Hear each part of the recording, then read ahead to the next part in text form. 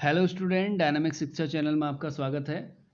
आज यहाँ पर हम बात करने वाले हैं प्रॉब्लम ऑन कूलम्ब्स लॉ के सेकेंड पार्ट पे। ठीक है, हमने एक वीडियो देखा हुआ था जिसमें हमने एक क्वेश्चन को कवर किया हुआ था। यहाँ पर हम कुछ क्वेश्चंस और बनाने की कोशिश करेंगे। देखो, यहाँ पर मैं डायरेक्टली क्वेश्चन की बात करूँगा। तो हमारे पास एक स्क्वायर दिया हुआ है, तो ये स्क्वायर कुछ ऐसा है। ये एक स्क्वायर है। इस स्क्वायर का इसको हम नेम दे देते हैं ABCD। ठीक है, तो ये हमने नेम दे दिया ABCD। इस पर चार्ज रखे हुए हैं। चार्ज क्या रखे हुए हैं? देखो, चार्ज की अगर हम बात करेंगे तो इस पर चार्ज रखे हुए हैं। इधर भी Q है, यहाँ भी Q है, और इधर भी Q रखा हुआ है। ठीक है, और यहाँ भी Q रखा हुआ है। और इसकी जो साइड है, साइड को हम एज्यूम कर लेते हैं A इसकी साइड है।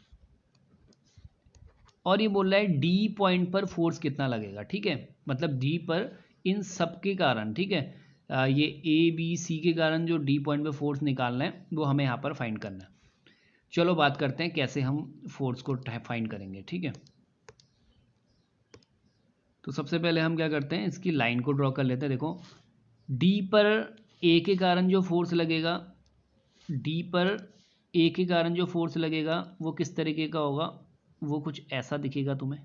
ठीक, ऐसा ही तो दिखेगा, नीचे की ओर जाता हुआ। क्यों नीचे की ओर जाता हुआ दिख रहा है? क्योंकि ये Q चार्ज और Q चार्ज क्या कर रहे हैं, एक दूसरे को रिपल कर रहे हैं। तो जिस पर हमें फोर्स निकालना होता है उससे दूर डायरेक्शन में जाता हुआ हमें दिखना चाहिए। तो ये फोर्स हो गया क्या? D पर A के कारण फोर्स हो गया, तो इसको हमने बोल दिया यहाँ पे FA। चलो FAD कह दिया हमने। ठीक है, FAD कह लेते हैं क्योंकि D पर लग रहा है A के कारण। इधर हमने एक फोर्स और हमें मिलेगा D पर C के कारण। तो D पर C के कारण जो फोर्स है, इस फोर्स को हमने नेम दे दिया FDC। ठीक है, इसको हमने नेम दे दिया FDC। अब B के कारण भी तो फोर्स लगेगा इस पर। ठीक है, तो B के कारण जो फोर्स लगेगा उसको हम ऐसे दिखा देंगे। ये हो गया इसका फोर्स, इसको हमने नेम दे दिया FBD कर देते हैं। चलो ठीक है, FBD हो गया। अब इनका रिजल्टेंट क्या होगा? देखो, ये भी इसी पॉइंट पर वर्क करने वाला है। तो सबसे पहले हम इन तीनों फोर्सेस की वैल्यू निकालते हैं। देखो, ये पहले ये डिस्टेंस हमें पता होना चाहिए BD। ये डायगोनल है, तो हमेशा याद रखना डायगोनल क्या होता है, साइड रूट 2 होता है। ठीक है, अब चलो हम फोर्स की बात करते हैं। तो पहला जो फोर्स है FAD। FAD कितना आएगा? KQ into Q। ठीक है, तो KQ स्क्वायर अपॉन डिस्टेंस कितनी है स्क्वायर, ये FAD हो गया। FBD कितना होगा? ये भी वही वैल्यू आ गई, KQ स्क्वायर BD। BD की वैल्यू नहीं, BD की वैल्यू नहीं आएगी। ऐसे करते हैं, पहले BD से पहले हम निकाल लेते हैं DC। तो FCD कर देते हैं इसको। चलो, FCD की वैल्यू कितनी आएगी? बिल्कुल सेम आएगी, Q square upon A square. कैसे आई?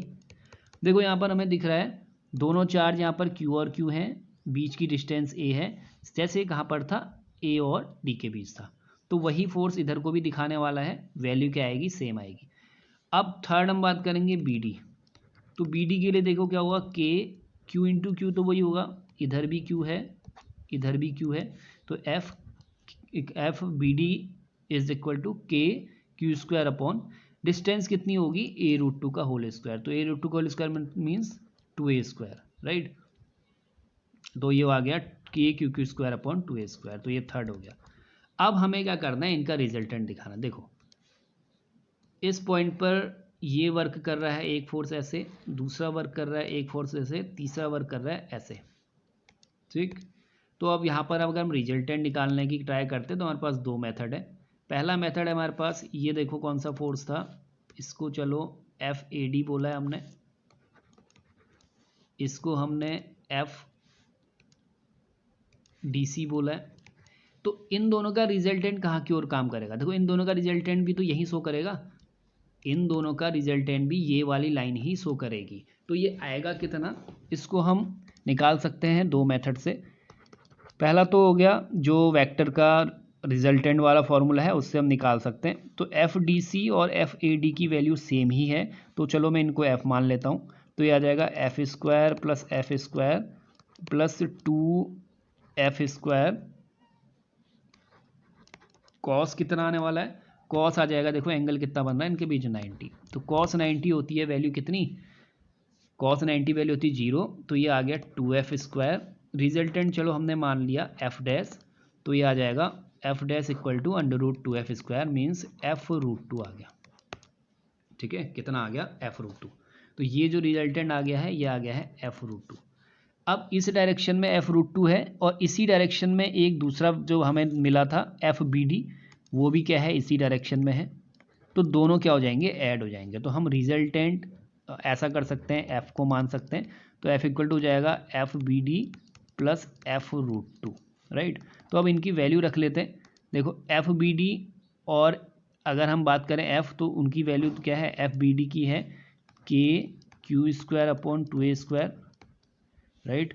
और इधर हम बात करें किसकी, f इस वाले की, ठीक है, f ये वाला, तो ये कितना हो जाएगा, f कितना है, KQ²/a² इंटू √2, राइट। तो KQ² हम कॉमन ले सकते हैं, अपॉन a² कॉमन ले सकते हैं, तो हमारा आंसर आ गया 1/2 प्लस √2, राइट। तो ये हमारा तरीका है क्वेश्चन सॉल्व करने का।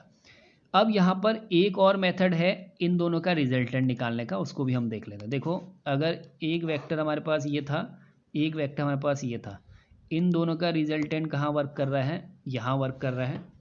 इसको हमें चलो FA ले लेते हैं, इसको FB मान लेते हैं, मतलब मैंने यहाँ पर DB ऐसा कुछ नहीं लिया, डायरेक्ट FA FB ले लिया। इनका रिजल्ट लेना को, अब देखो इनके बीच एंगल कितना बन रहा है, ठीक। तो एंगल कितना बन रहा है, एंगल यहाँ पर बन रहा है 90, लेकिन ये बना रहा है कितना 45, और ये बना रहा है 45, राइट। तो इस 45 को क्या कहते हैं, पाई बाई हम कह सकते हैं π/4, यस π/4 भी कह सकते हैं, इधर भी क्या कह सकते हैं, π/4 कह सकते हैं, राइट। तो अब हम क्या कर सकते हैं, इसको इस तरीके से बना सकते हैं कि इसका FB का मतलब ये वाले वेक्टर का इस वाली डायरेक्शन में जो मिलेगा वो मिलेगा हमें क्या, f डैश कॉस 45, और सेम डैश इसका भी क्या मिलेगा, f डैश कॉस 45, राइट। तो हमें निकालना, मतलब हम ये कह सकते हैं ये f डैश की वैल्यू ऐसे नहीं आएगी यहाँ पे, अगर ये हमारा चलो रिजल्टेंट f डैश है तो इसको हम FB कहेंगे, सॉरी यहाँ पे मैंने f डैश लिख दिया है, f डैश नहीं होगा, ये होगा FB, ओके, ये होगा FB। तो इसको हम FB कहेंगे, इसको हम FC कहेंगे, तो ये हो जाएगा FB cos 45 FC cos 45, और दोनों की वैल्यू क्या है, सेम है, राइट। दोनों की वैल्यू क्या है, सेम है, तो FB और FC तो वैल्यू सेम दिखा रहा है, तो KQ²/a², cos 45 कितना होता है 1/√2, और cos 45 भी क्या होता है 1/√2 होता है, दोनों को ऐड कर दिया 2/√2 हो गया, कट करेंगे तो आंसर हमारा वही आ रहा है KQ²/a²√2, राइट। तो कैसे भी निकालो, लेकिन तरीका होना चाहिए। एक तो हमारे पास जो रिजल्टेंट वेक्टर निकालने का तरीका है वो हम यूज कर सकते हैं, दूसरा हम रिजोल्यूशन ऑफ वेक्टर को डिफाइन करके उसके रिजोल्यूशन साइन और कॉस में चेंज करके भी हम निकाल सकते हैं। तो ये हमारा क्या है, क्वेश्चन है। तो ये आई होप आपको समझ आया हो। इसके और प्रॉब्लम भी हम क्या करेंगे, नेक्स्ट वीडियो में डिस्कस करेंगे, जिसमें हम 2-3 क्वेश्चंस कोई और तरीके के बनाएंगे। तो आई होप आपको वीडियो अच्छा लगा हो तो लाइक कीजिए, शेयर कीजिए एंड सब्सक्राइब कीजिए। Thank you.